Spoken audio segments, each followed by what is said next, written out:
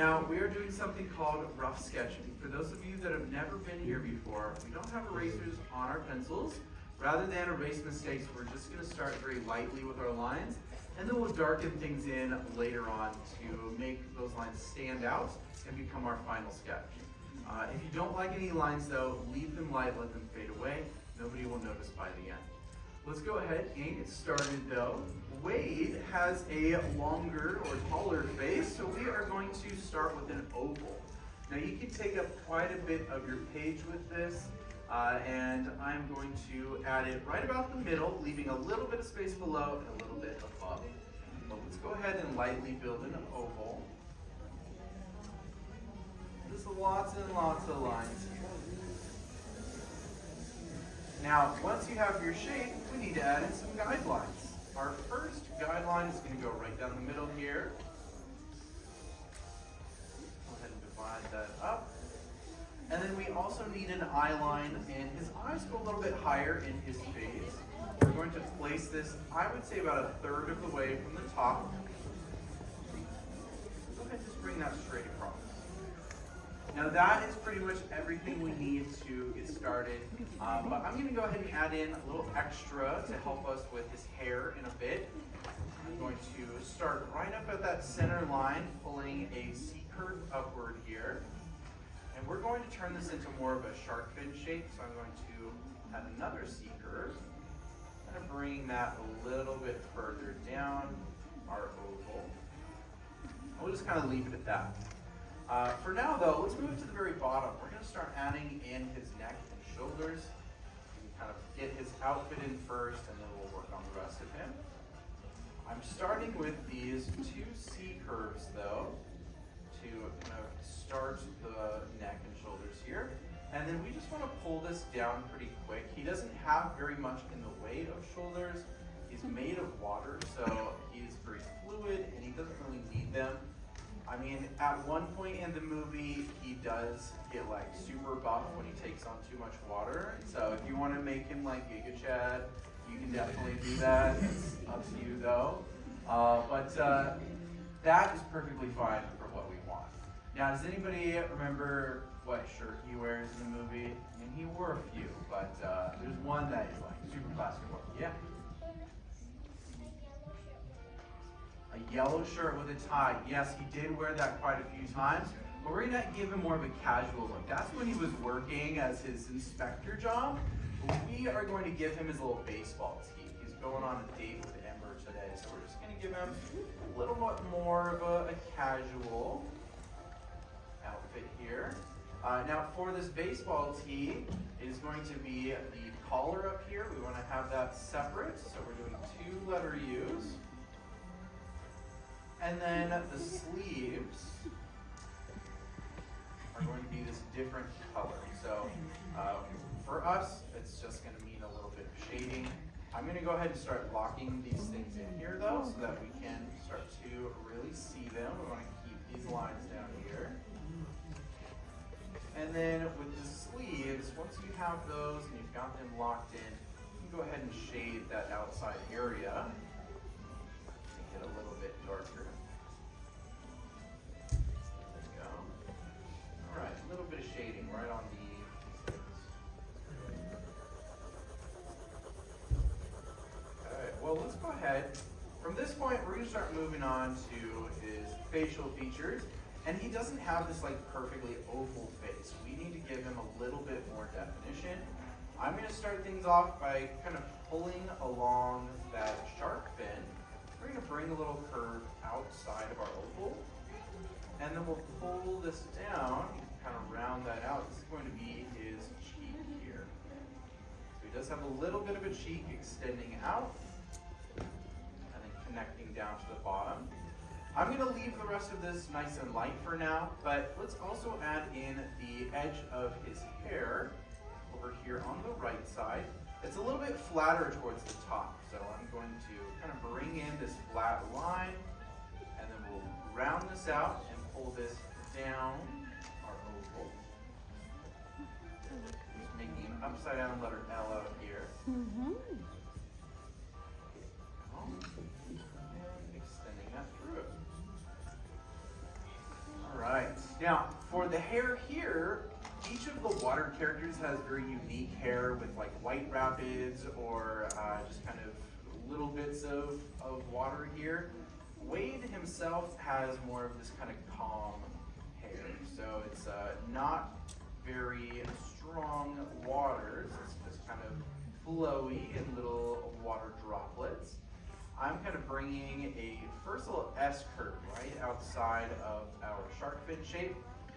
And then I'm going to make the bigger part of the water be the top of the shark fin shape here.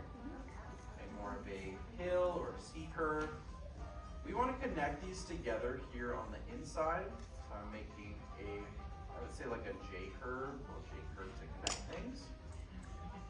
And then over on the other side, you can add another little section here that's kind of popping off. That kind of go out a little bit. And we'll connect it all up together. Now, if you want to do it a little bit differently than I do, you're more than welcome to. You don't have to have it looking exactly the same as mine. You know, water is constantly changing, so you can definitely have fun with it and make it look however you want to. I like to have it kind of like this, but you can definitely give him any hairstyle you want.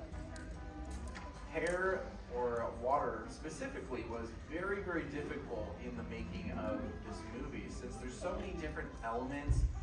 There's a ton of different light reflections and refraction because of the water. They actually had to kind of change it and go a little bit more stylistic. They couldn't stick with the more realism that we see from some of the other elements. They had to make some exaggerations and changes in order for the water to work. But it definitely brought the budget way up when they were making the movie. Now, we're about halfway done. How are we doing so far? Good, yeah? Okay, awesome. Well, let's go ahead and work on those facial features then. I'll tell you a little bit more about Elemental. Now, it's directed by Peter Sohn. Anybody heard the name before? When? Okay. He's been in quite a few things, actually. He's a director for Pixar. Of course, he directed this one, but his directing beginning started with Cloudy with a Chance. I think that's what it's called, the Pixar short. And he also has been voicing a lot of characters throughout the years. One of his biggest things, though, that we love to talk about is that he was actually the visual inspiration for the character Russell in Up. This is Peter Sohn. Isn't he adorable? They actually used his childhood photos. They thought, you know what, you look like you have really cute childhood photos. And he's like, I do. So he brought them in. And they were like, wow, this is perfect. This is our character. But yeah, Cloudy with a Chance, he was the voice of Socks in Lightyear. He was Emile in Ratatouille, Squishy. And then he directed The Good Dinosaur as well as Elemental. So he's done quite a few things. These are only a few of his credits, but if you look at his IMDb, it's absurd. He has so many credits to him, you cannot list them all in one paper. But this was definitely a movie about him. It was a passion project for him. And it kind of reflected his own life. His family was immigrants from Korea, so he definitely related to Amber a lot in the way that, she wanted to do her own thing and he wanted to do animation. But his own family actually had a fruits and vegetable market, and they wanted him to take over. But of course, he is a director now in animation, so that obviously did not happen. But it was really a love letter to his family and everything they did for him, bringing him here to the States and giving him his best chance. But really an amazing movie. It's actually Pixar's first rom-com as well.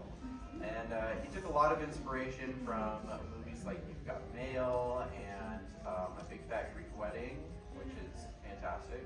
And I think he did a really great job. It was a super cute movie.